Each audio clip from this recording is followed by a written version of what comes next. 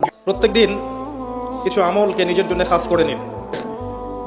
প্রত্যেকটা দিন আল্লাহর জন্য কিছু অংশকে খাস করে নিন, আল্লাহ জিকিরের জন্য। চেষ্টা করুন প্রত্যেক দিন বেশি থেকে বেশি আলহামদুলিল্লাহ পড়তে। পারা যাবে ইনশাআল্লাহ? কমপক্ষে 100 বার পড়ার চেষ্টা করেন সুবহানাল্লাহ। পারা যাবে ইনশাআল্লাহ?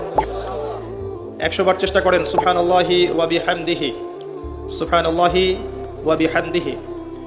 মিজানের পাল্লায় দুটো কালিমা প্রচণ্ড ভারী হবে, সুবহানাল্লাহি ওয়া বিহামদিহি, সুবহানাল্লাহিল আযীম। চেষ্টা করেন প্রত্যেক দিন কমপক্ষে 100 বার এতটুকু বলা, আস্তাগফিরুল্লাহ ওয়া আতুবু ইলাইহি, আস্তাগফিরুল্লাহ ওয়া আতুবু ইলাইহি। নবী সাল্লাল্লাহু আলাইহি ওয়াসাল্লাম, যার আগের পিছের সমস্ত গুনাহ মাফ, যিনি নিষ্পাপ মানুষ, তিনি দিনে 100 বার আল্লাহর কাছে ইস্তেগফার করতেন। সেখানে আমাদের কতবার পড়া উচিত আমরা নিজেরাই বুঝতে পারছি।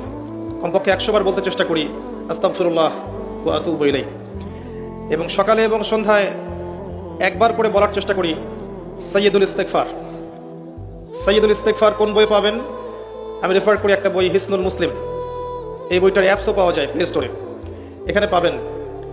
সকালবেলা পড়ার পরে কেউ যদি সন্ধ্যার আগে মারা যায় ইনশাআল্লাহ জান্নাতে যাবে। সন্ধ্যাবেলায় পড়ার পরে ফজর হওয়ার আগেই যদি মারা যায় ইনশাআল্লাহ জান্নাতে যাবে। কোনটা সাইয়্যিদুল ইস্তেগফার? আল্লাহুম্মা আনতা